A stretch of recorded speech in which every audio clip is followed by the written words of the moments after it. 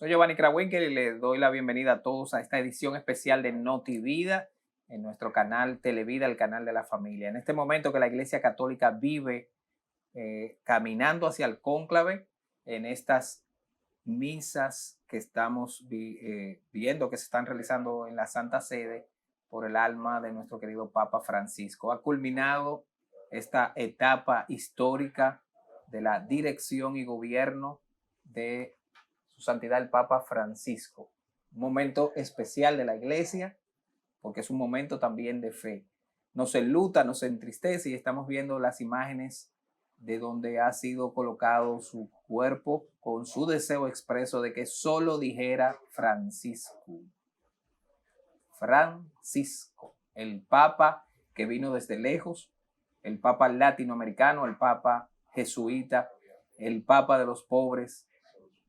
Y pues nosotros en este momento especial hacemos esta edición desde NotiVida, informativa y también formativa. Hoy vamos a tener un programa especial también por el gran trabajo que hacen los papas en el ámbito diplomático como jefes de Estado y colaborando en el mundo con la solución de los problemas y lo que el Papa pidió en su última aparición en el balcón, el pedido de la búsqueda de la paz. Y eso se logra cuando todos en el mundo nos ponemos de acuerdo, creyentes y no creyentes.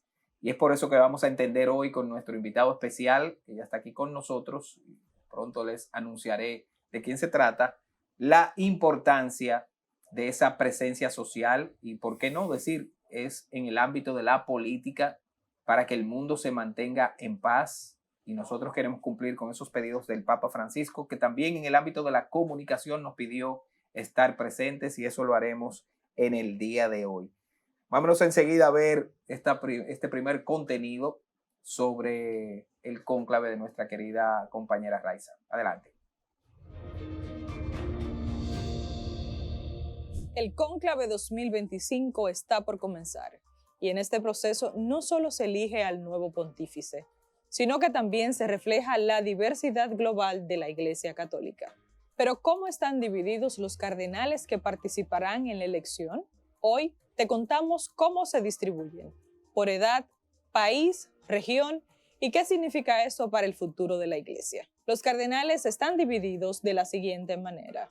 Número total de cardenales, 252 en total. Criterios de votación. Solo pueden votar aquellos cardenales que tengan menos de 80 años al momento del cónclave. 135 cardenales son elegibles para votar, ya que tienen menos de 80 años. La distribución geográfica de los cardenales elegibles son América Latina. Hay 24 cardenales latinoamericanos que podrán votar, entre ellos 2 mexicanos, 4 de Centroamérica y el resto de América del Sur. En el caso de Europa, aunque Italia tiene una gran representación, también participan cardenales de otros países europeos. En el caso de Asia y África, también están representados con cardenales importantes provenientes de estas regiones. En el caso de Estados Unidos y Canadá, tienen 14 cardenales de América del Norte, los cuales podrán votar. De ellos, 10 son estadounidenses y 4 canadienses. La representación de Brasil, que es el país con mayor número de cardenales, cuenta con 7 cardenales elegibles. Aquí otra distribución por países importantes. Tal es el caso de Argentina, pues de donde era oriundo el recién fallecido Papa Francisco, que tiene 4 cardenales elegibles. Otros países con representación importante en este cónclave incluyen a Chile, Cuba, Guatemala, Haití, Nicaragua, Colombia, Ecuador, Paraguay, Perú y Uruguay. Cada uno de estos países tiene al menos un cardenal que podrá votar. Aunque tradicionalmente el cónclave se limita a 120 cardenales votantes, en este caso serán 135 cardenales que podrán votar. Esto debido a que hay más de 120 cardenales elegibles con menos de 80 años. Esta división refleja la diversidad y representación global que tiene la Iglesia Católica en este cónclave y permitirá que las voces de diferentes regiones del mundo tengan un impacto en la elección del próximo pontífice. Gracias, Raiza. Saber que fue en 1274 con la bula Ubi Periculum de Gregorio X, que estableció el encierro de los cardenales cum clave, bajo llave, para evitar interferencias políticas. Así, en el 1059, in nomine Domini, Nicolás II dio al colegio cardenalicio el derecho exclusivo de elegir al Papa. En 1970, Pablo VI excluyó del voto a los cardenales mayores de 80 años y en 1996 Juan Pablo II promulgó Universi Dominici Gregis, regulando el cónclave.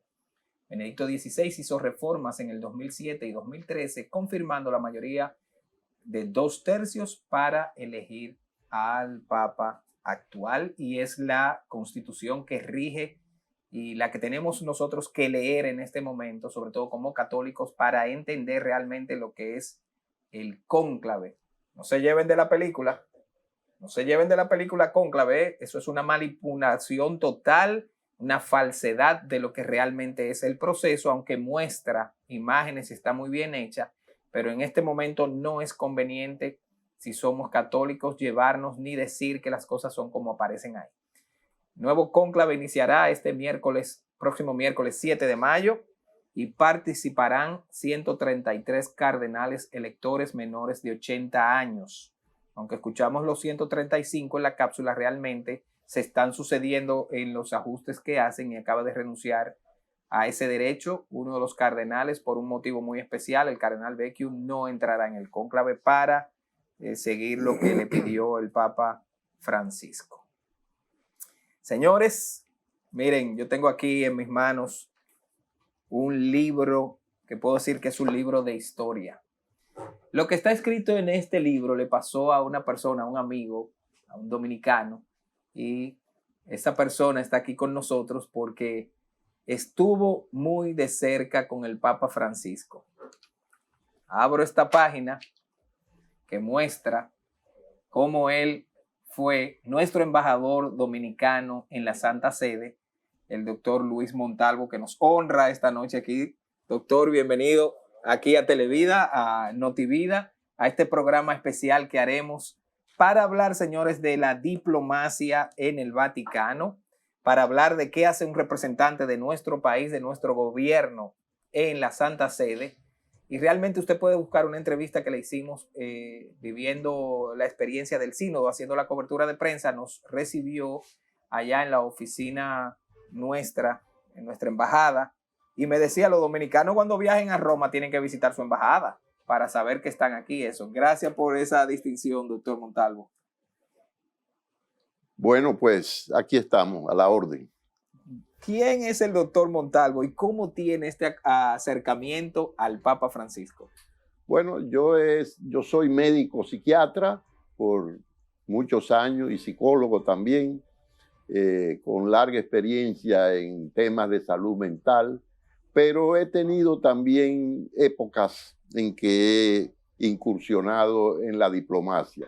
La primera vez fue en Argentina. Ajá, ya voy conectando. Exacto, donde fui embajador de la República Dominicana ante Argentina. ¿De qué año estamos hablando? Eso fue el año 2003. Más o menos por ahí. 2003, empezando el el 2000. Era en el gobierno de Hipólito. Okay. Sí.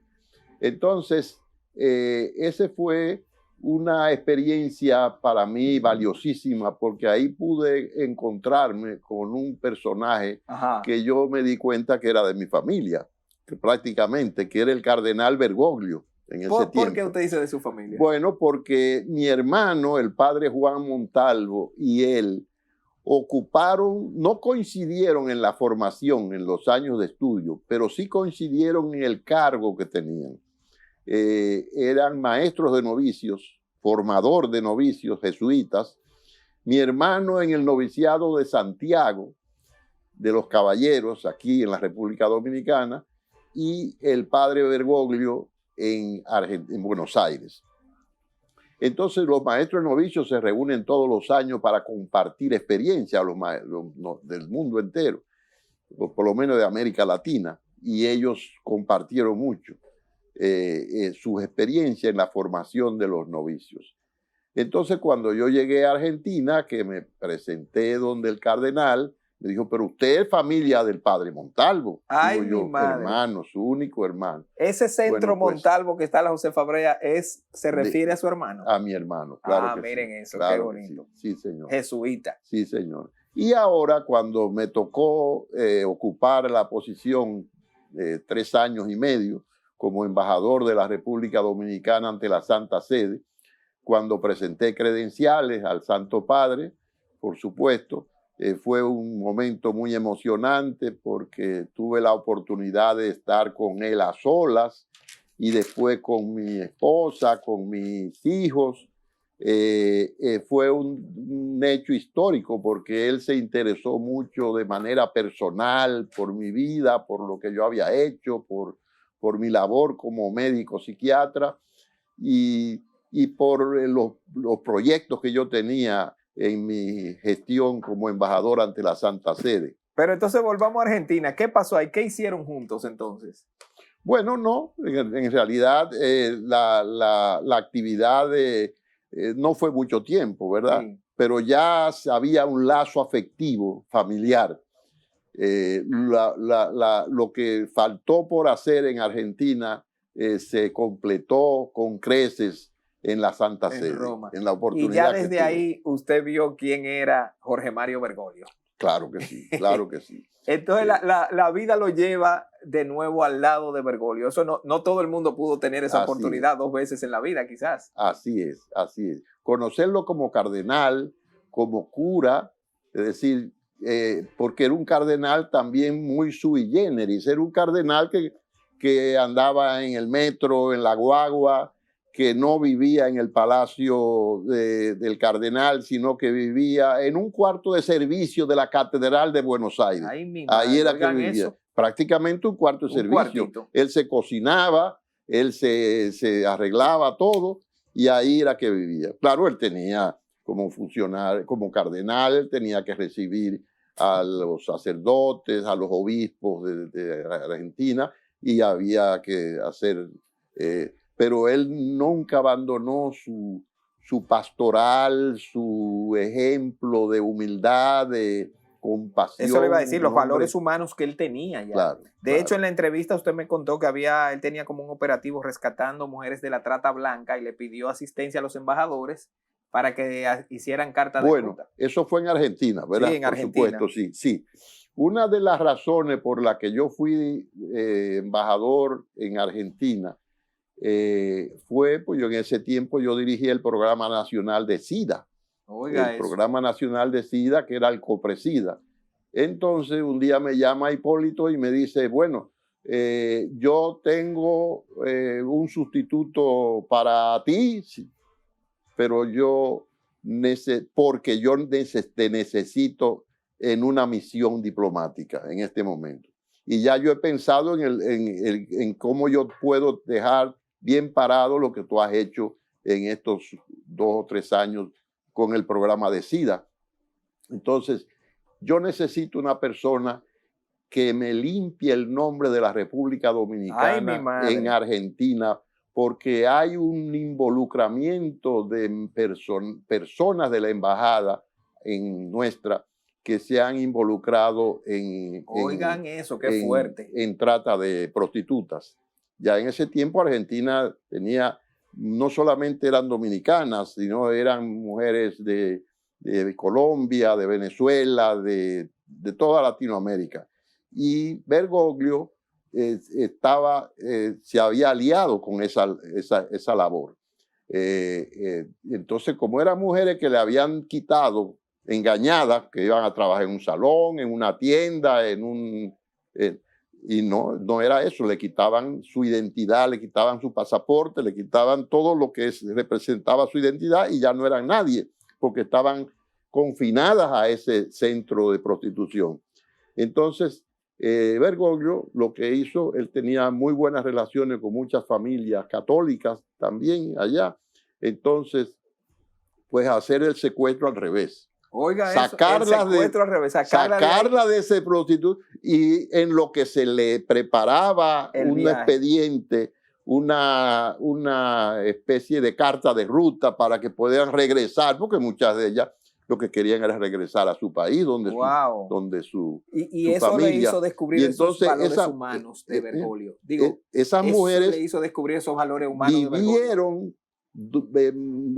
algunas hasta 2 meses en la casa De esas familias. de una familia, esperando que sus documentos estuvieran en condiciones para regresar a la República Dominicana. Wow. Entonces me tocó, porque es que el nombre nuestro ya estaba Ligado a eso. ligado a Oye, qué eso, terrible. y entonces el país estaba al borde de ser declarado non grata la embajada nuestra. Ay, Dios Y entonces mío, qué había fuerte. que hacer una labor de rescate. Menos mal que llegó usted ahí, Sí. don Luis. Bueno, Entonces, bueno, me ahí tocó ya eso. cuando se Eso encuentra fue- de nuevo con él, Sí. quizás se acordaron de ese Estamos tiempo. recordando esa hazaña que hicimos, no solamente con la República Dominicana, sino que también había otras con los embajadas que otros estaban países. tenían la intención de ver cómo se podía Y entonces, resolver el cuando a problema. usted le dicen que vaya de embajador a la Santa Sede con su amigo Bergoglio, Bueno, cuéntame de eso. para mí fue el mejor premio que me pudieron dar. Creo que tenemos fotos arriba de este Sí. álbum que hemos Sí. ya Sí. visto. Mire, porque es que, mire, el que va a la Santa Sede de embajador no es un embajador cualquiera.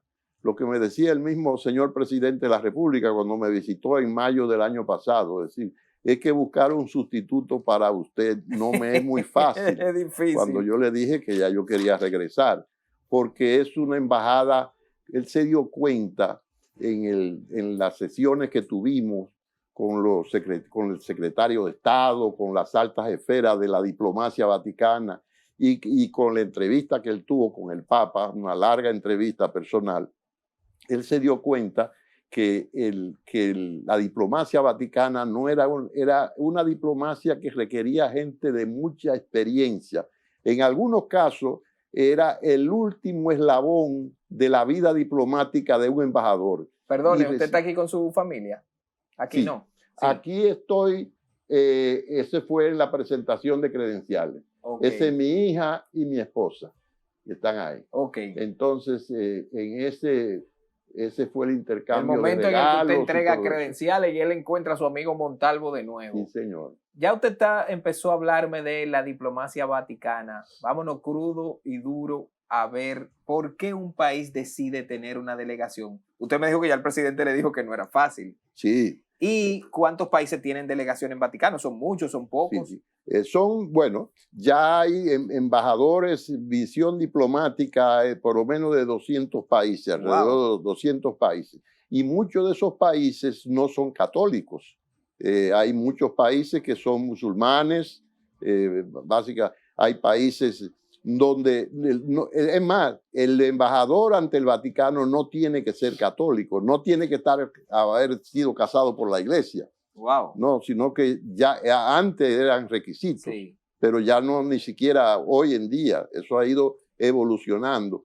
Y realmente el uso que se hacía de un embajador de parte del Vaticano era prácticamente hace tiempo, era actividades eclesiásticas, ceremonias, Sí, que tenían unos ese tipo de requisitos cosas. más fuertes. Sí. Pero ahora realmente el Papa y los altos niveles del Vaticano utilizan unos recursos humanos como son los embajadores, porque muchos de esos embajadores han sido embajadores en el mundo entero, han tenido 7, 8, 10 embajadas, han sido embajadores y ahora le toca el Vaticano. Entonces son gente que hay que aprovechar la experiencia que tienen esas personas que han tenido experiencia diplomática. El Papa, cada vez que iba a tomar una decisión importante, reunía, quizás no necesariamente el mismo Papa, pero mandaba a Parolin o a Gallagher, que eran los 3 altos niveles de mando, que son el secretario de Estado, que es Parolin, que es la segunda figura, lo que equivale al canciller, que es Monseñor Gallagher, y el que es sustituto, que puede ser o sustituto de Parolín o sustituto de Gallagher, que es Monseñor Peñaparra. Peñaparra, que estuvo aquí. Que fue enviado aquí cuando se hizo el... Bueno, pues cada vez que se iba a tomar una medida importante en el Vaticano, la Santa Sede hace una reunión con todos los embajadores ante la Santa Sede, se dice lo que se va a hacer. Este es el secretario de Estado. Ahora que usted habla del secretario de Estado. No, este es aquí está Parolin y vimos la foto arriba con Peñaparra, que es el sustituto que fue enviado aquí a la celebración de la coronación canónica de la Virgen, Monseñor Peñaparra. Aquí estamos viendo a uno de los cardenales que la prensa le dice papable, pero nosotros no usamos ese término, don Luis, en la iglesia. Sin embargo, hay que decir que es un cardenal, es una figura con mucho peso. Hay tres líneas de sucesión, o sea, hay tres Vamos a ver partidos. A Peñaparra, póngame la imagen de Peñaparra ahí. Vamos a decir tres grupos de cardenales que pueden ser, algunos son de progresistas, o sea, de la misma línea del Papa Francisco. Ay, Dios mío. Otros son de una línea conservadora, que son quizás los menos, y hay gente del medio, que son de alguna manera que pueden, sí. Y hay varios nombres que se han planteado. Pero vamos con esos nombres ahí, porque antes de nosotros entrar en la etapa de conclave y de ver, yo no quiero que perdamos de vista esta estructura de diplomacia vaticana que, señor, en el mundo es sumamente importante. Una de las cosas que usted me dijo en esa entrevista es que la paz del mundo pesaba muchas veces sobre la mano de la Santa Sede en su participación diplomática. Antes de esa pregunta, producción me lanza una que es sumamente interesante antes de que pasemos a eso. ¿Usted encontró alguna diferencia entre lo que fue el cardenal Bergoglio en Buenos Aires a cuando se encuentra con el Papa Francisco? Bueno, yo creo que sí, que había una diferencia grande, porque Bergoglio no era, es decir, era un hombre de los pobres, era un hombre de vida austera, pero más bien en la imagen que hay en Argentina de él, era un hombre más bien conservador, en términos de recogido, como muy, en ese sentido, como un hombre muy, que no era tan extrovertido como cuando llegó a ser papa. Esa fue una transformación que a los primeros sorprendidos con esa transformación de su personalidad, de su extroversión, fueron los mismos argentinos. Tanto los jesuitas argentinos, que él fue como maestro novicio, fue formador de muchos de ellos, porque fue rector también del teologado, de esos sitios. No, y no se diga, al llegar como arzobispo primado de Buenos Aires, yo me encontré con él en el 2010 en un encuentro que el CELAM me envió. Déjeme mandarle esa foto a producción. Y yo decía, él nos dijo que ya él tenía su casa de retiro. Él llegó bastante como cansadito. Con nosotros fue en un bajo perfil, pero estuvo toda la tarde escuchando la problemática ecológica de América Latina. Y nos dijo que ya nada más esperaba que el Papa le aceptara la renuncia, que él tenía hasta su casa para irse. ¿Cuál no fue la sorpresa cuando entonces llega Francisco? Así es. Pero vamos a hablar ya de la diplomacia. Usted empezó a decirnos las tres figuras claves en la interacción con los embajadores, y todo eso no se vayan porque eso viene después de la pausa para que nosotros entendamos realmente cuál es la labor del Papa ante el mundo y la sociedad. Venimos en breve.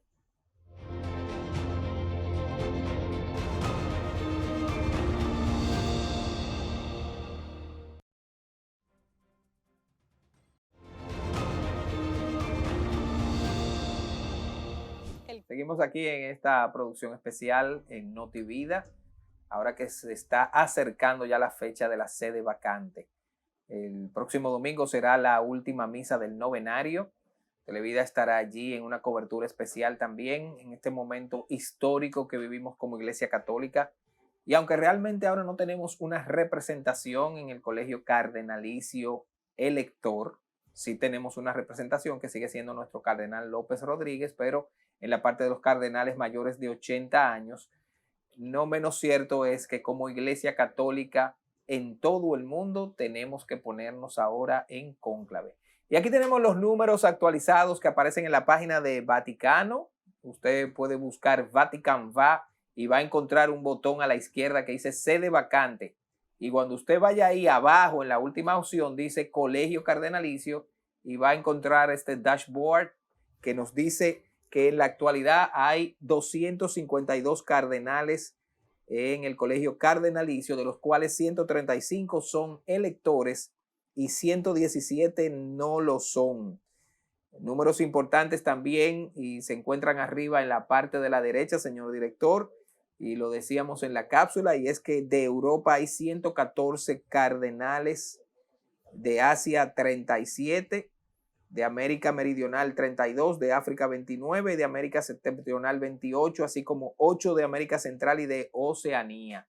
Estos son los números que aparecen en la página oficial de Vaticano. Y vamos a ver ahora la distribución de los cardenales y por quién fueron creados cardenales. Empezando desde los más anteriores, a la derecha, 36 cardenales del Colegio Cardenalicio han sido creados por Su Santidad San Juan Pablo II, de los cuales ninguno es elector.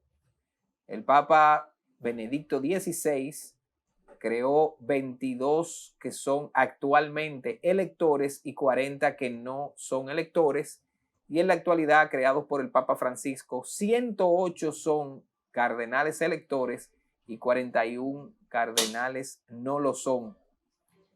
Esta distribución realmente pues nos muestra cómo está distribuido actualmente. 41 cardenales 108 cardenales creados por el Papa Francisco y 22 son los cardenales electores creados por Benedicto XVI. Esto definitivamente pues marca unos números. ¿Y qué usted opina de estos números, don Luis? Bueno, realmente no es un partido político, o sea que por eso el hecho del Papa Francisco que haya creado la mayoría de los cardenales electores no quiere decir que están amarrados a la línea de él, pero yo creo que realmente son gente que han sido creados cardenales con un criterio especial diferente a otros nombramientos. Es decir, que son personas que le duele la iglesia, que le duele la gente, que le duele la gente, que los pobres, o sea, vestidos de compasión, de humanismo, y que son gente que realmente, decir, que en algunos países que no, por ejemplo, países donde la mayoría del pueblo es musulmán, sin embargo, ahí el Papa no designó un cardenal en una minoría católica, porque... Sí, de esos 108, pues hay ahí, y la gente recordarle que un cardenal es facultad del Papa, su elección, siguen siendo un obispo, no se hace una ordenación, sino un nombramiento y se le cambian algunos elementos. Lo del color rojo no es nada agradable, es el color del martirio, de la sangre. Claro. De manera que estos cardenales, además, por esa congregación que estuvimos mostrando al principio, son los que la iglesia ha decidido que elijan a los papas, y sobre todo después de esta última modificación, desde Pablo VI hasta Benedicto XVI, son los que tienen menos de 80 años, y el texto dice claro 120 y no deja la apertura de que haya más, pero tampoco lo cierra. Así es. Y los papas se han rodado un poquito y el Papa Francisco pues se rodó. Se ve que el Papa Francisco tenía en su mente esa universalidad, porque viéndolo por países, aumentaron los números en países donde antes no había. Poca gente a veces se le olvida que tenemos un cardenal cerquita en Haití, que lo hizo el Papa Francisco también. Así es. Entonces, vamos a ver también una noticia que a muchos les gusta, es que dicen, pero es que son muy mayores. No, pues el Papa Francisco, y le vamos a hablar ahora de los cardenales más jóvenes de este cónclave, los 5 cardenales más jóvenes que lideran diócesis en estos países que son Australia, Mongolia, Portugal y Canadá, así como un dicasterio de la Curia Romana. 2 de ellos son católicos de rito oriental y 3 fueron creados cardenales en el último consistorio antes del cónclave que vamos a vivir la semana que viene. El cardenal más joven es el cardenal Mykola Bykchuk, de 45 años, y nació el 13 de febrero de 1980. Oiga eso, en el 80, Dios mío, en Ternópoli, Ucrania nació.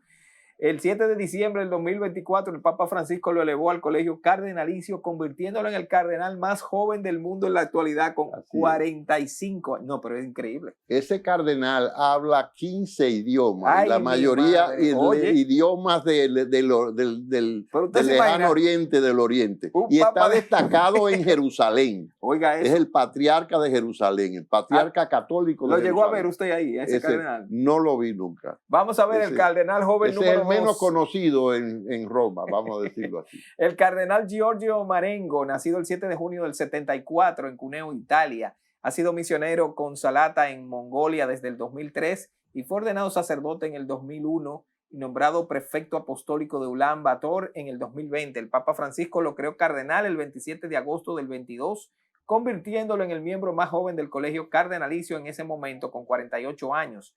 Recibió al Papa Francisco en Mongolia en el 23, cuando fue el primer papa en visitar ese país. Marengo habla con fluidez mongol, italiano e inglés. Oiga eso, don Luis. Mire qué perfil de cardenal. ¿Qué usted opina de ese de Mongolia? Bueno, ese viaje.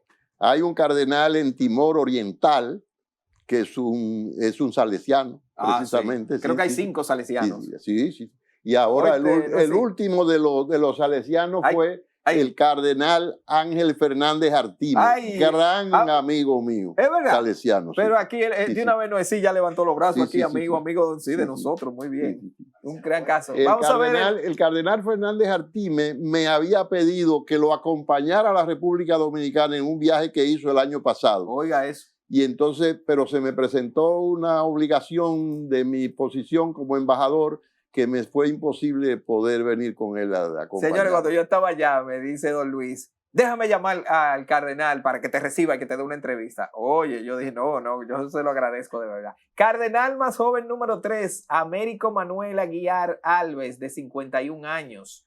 El cardenal Américo, nacido el 12 de diciembre de 1973, es obispo de Setúbal, Portugal. Por ahí anduvimos, el productor y yo, y Juan Pablo Krawinkel, que anda por ahí. El Papa Francisco lo hizo cardenal a finales del 2023. Se ve que en el 23 el Papa, en ese consistorio, dijo, hay que poner sangre nueva. Claro. Cardenal número 4, más joven, George Jacob Kovacat, de 51 años. Es nacido el 11 de agosto del 73 en Kerala, India. El Papa lo elevó a cardenal el 7 de diciembre del 24 y lo nombró prefecto del dicasterio para el diálogo interreligioso en enero de la India. Oiga, o sea, la India, que es el primer país más poblado del planeta, tiene un cardenal de 53 años. Bueno, me dice producción que le pregunte si estamos preparados para un papa hindú. Bueno, eso puede suceder, pero realmente hay figuras de la iglesia que es lo que más o menos se piensa en esa línea intermedia. Yo creo que el cardenal secretario de Estado puede ser un excelente espérate, candidato. Que se me está yendo para lo hondo, don Luis. El cardenal joven número 5 es el cardenal Francis Leo, de 53 años. Nacido el 30 de junio del 71 en Montreal, de padres inmigrantes italianos. Otro italiano. Es el actual arzobispo de Toronto, Frank Leo se llama. Realmente venir de Canadá y ser de padres italianos se parece un poco al caso de Bergoglio, que aunque era nacido en Buenos Aires, viene de familia italiana. Inmigrante, sí. Eso, créanme. Piamontés era la familia de él. Bueno, esos cardenales son los jóvenes. Realmente, cuando uno ve en la distribución de la página vaticana, también encuentra cardenales que vienen de órdenes religiosas, como esos 5 salesianos. Nosotros que venimos del mundo salesiano, pues nos encantaría ver un Ángel Fernández, pero yo pensando, ahora usted me puso eso en la cabeza, el cardenal Ángel. Señores, hay que conocer a nuestros cardenales, ese es el motivo del programa de hoy. Una capacidad increíble de manejo. El cardenal Fernández Artime tuvo relación estrecha con el cardenal Bergoglio en Argentina, porque fue inspector salesiano en Argentina. Pero siendo un asturiano, exacto, fue enviado por el rector mayor a la Argentina durante 6 años. Ahí fue donde se relacionó estrechamente con Bergoglio y fue de los salesianos recientemente creado cardenal. Y sabe que viene de una posición... Y fue rector mayor durante 12 años.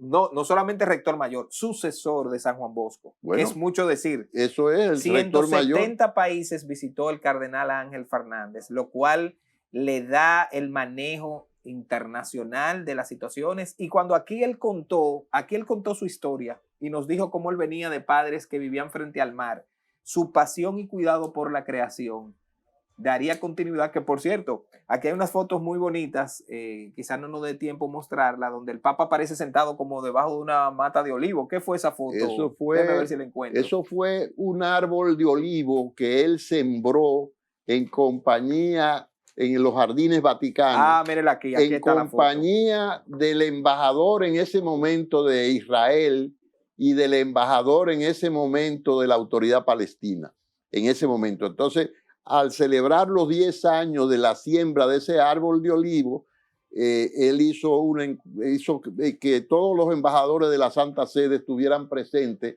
en la celebración de esos 10 años, Papa sentado ahí. de esos 10 años en los Jardines Vaticanos por la paz. Realmente. Pero además de eso, justo usted dice 10 años y este mes de mayo celebramos los 10 años de su gran carta encíclica Laudato Si, por el cuidado de la... ¿Quién se iba a pensar que un papa iba a venir con soluciones ecológicas? Hay algo que yo tengo que decir aquí, que es cuando él fue electo papa, yo le escribí una carta de felicitación y yo le decía en esa carta que habían 2 encíclicas importantes que él tenía que hacer, que era una encíclica sobre el medio ambiente y otra encíclica sobre la participación de los cristianos en política. Ay.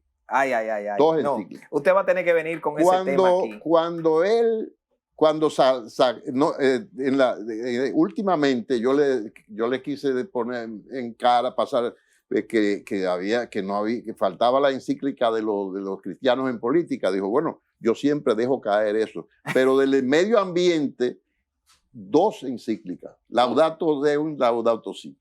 O sea que no solamente una encíclica del medio ambiente, sino 2 encíclicas. Pero vamos a pedírselo al nuevo Papa, porque realmente los cristianos tenemos que participar en la política para dignificarla, limpiarla. Exactamente. Bueno, usted es muestra de eso, un católico que hemos tenido en el campo de la política.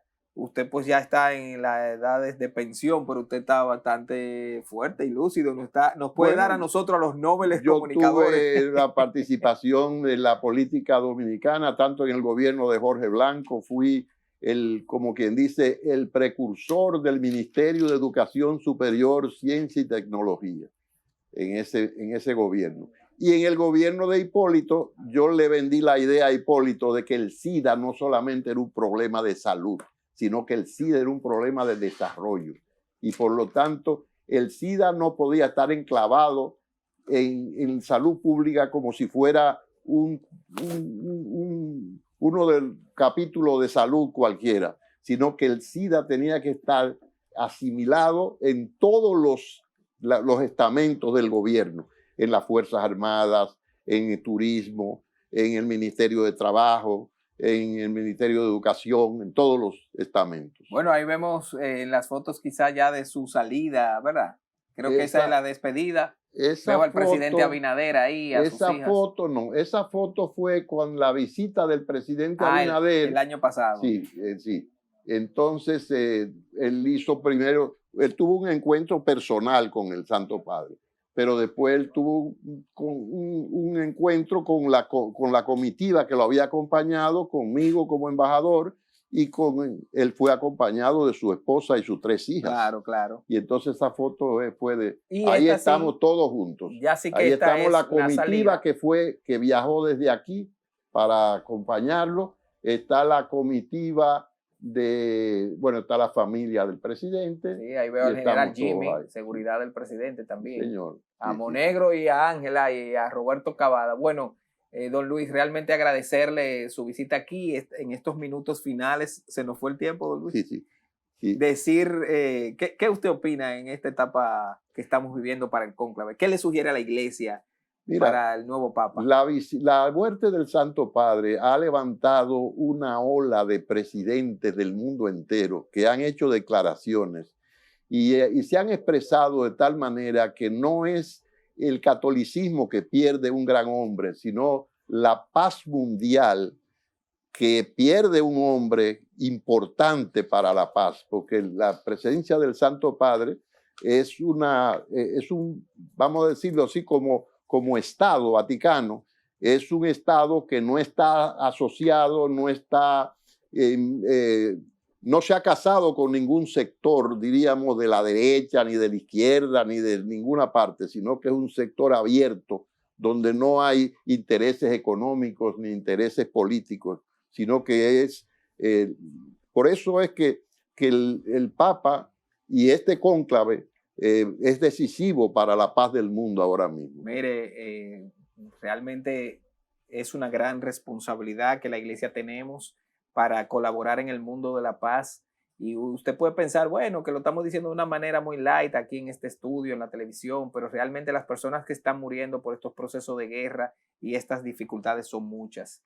Nosotros agradecemos en nombre de Televida, de nuestro director, el padre Kennedy, y todo este equipo de producción, su visita aquí que nos engalana, don Luis.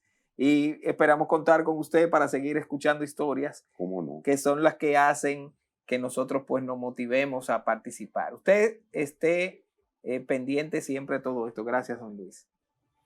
Miren, estos momentos amerita de que nos unamos como Iglesia Católica, como sociedad. Estuvimos esperando al Papa Francisco por aquí, pero siempre dijo que iba a ir primero a aquellos países que nunca había ido un Papa, lo cual cumplió. Y nosotros pues agradecemos a Dios por esta vida del Papa Francisco. Ahí está su legado, ahí están sus números, sus cartas. Ahora sigamos estudiando su legado doctrinal y ahora nos ponemos nosotros en oración por este proceso que vamos a vivir, un encuentro de fe entre estos cardenales que han sido electos y con la autoridad de los sumos pontífices para hacer esta función de elegir al nuevo Papa. De manera que nosotros en este sentido de oración, pues vamos a compartir con ustedes ahora una oración por el novenario y también por el cónclave, agradeciendo nueva vez reiteradamente el agradecimiento a don Luis Montalvo. Muchas gracias, este canal es suyo. Vámonos a hacer esta oración y les pido que todos la sigamos en su casa y si la ve a través de una red social, comparta este programa, sigamos aprendiendo y viviendo este momento especial de nuestra Iglesia Católica, el cónclave. Gracias a todos, nos encontramos en otra entrega de Notivida. Novena para la elección del soberano pontífice.